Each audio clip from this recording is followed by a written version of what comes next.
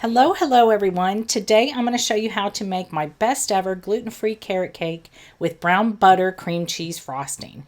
This cake is dense and packed with carrots and lots of other good things, and the frosting is so luscious. So let's get into it.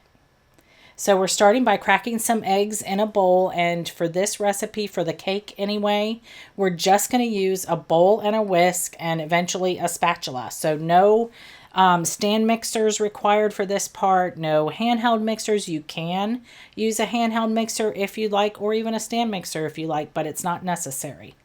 So I'm just breaking up the eggs here. And I'm going to add the granulated sugar. We're adding two kinds of sugar here, brown sugar and granulated sugar. And I'm also adding some the grated zest of one orange. And this is just to give it that citrusy, springy flavor. And this is vanilla. And of course, I'll add the brown sugar in. And my brown sugar was a little bit lumpy, so I'm going to try to break up those lumps and get it nice and smooth.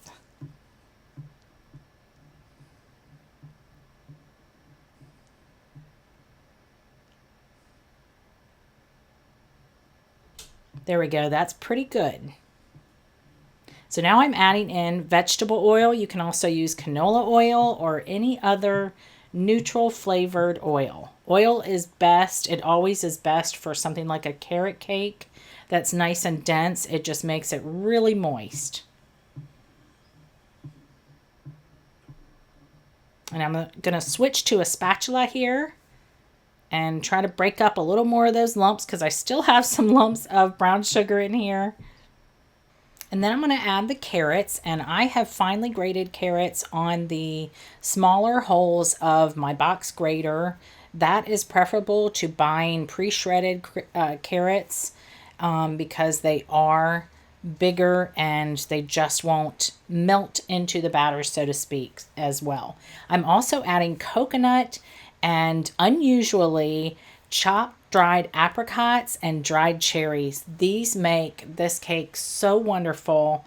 If you don't like the addition of the fruits or the coconut, you can leave them out and just add the same amount more in weight of finely grated carrots.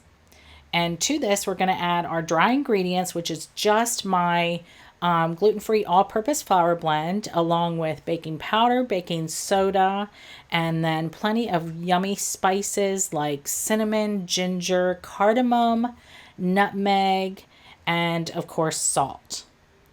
And we'll just get this into 3 8-inch cake pans that have been lined with parchment and sprayed with nonstick spray.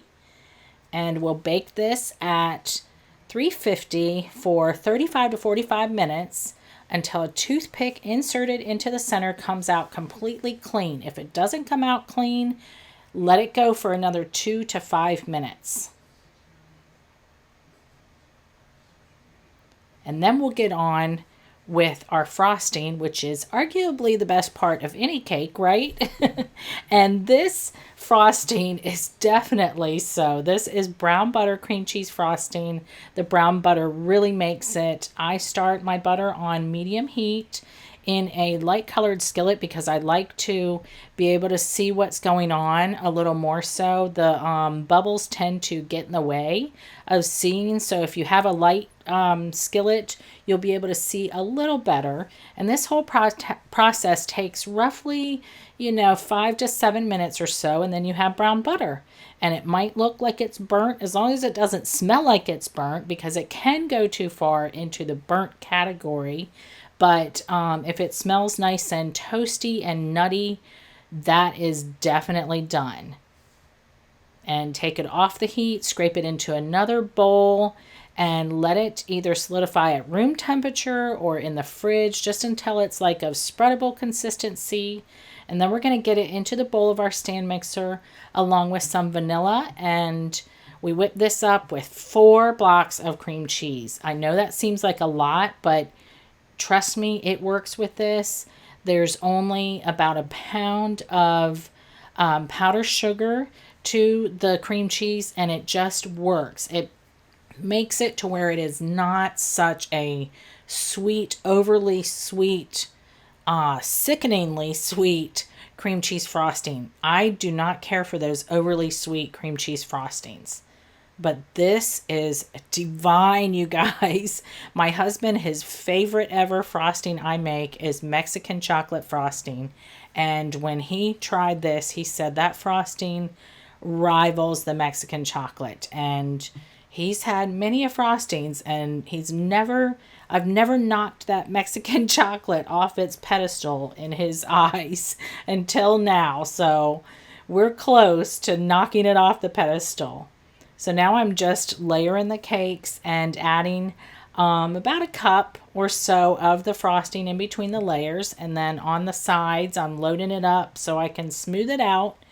I am not a cake decorating whiz by any means. I like the taste of a cake more so than the looks. But, just basic decorations is all you need for a carrot cake. I'm going to swirl the top a little bit, and then I'm going to use a comb, one of those decorating combs, to kind of make ridges along the sides. And then I'm going to take some extra frosting left over, tint it orange and green for little carrots on the top. And that is it, you guys. This is the best carrot cake. I kid you not, the best carrot cake. No one will know it's gluten-free, of course, but it is so moist. It's dense, and that dried fruit adds something that you just don't get anywhere else. And the brown butter, you've got to make it. Enjoy.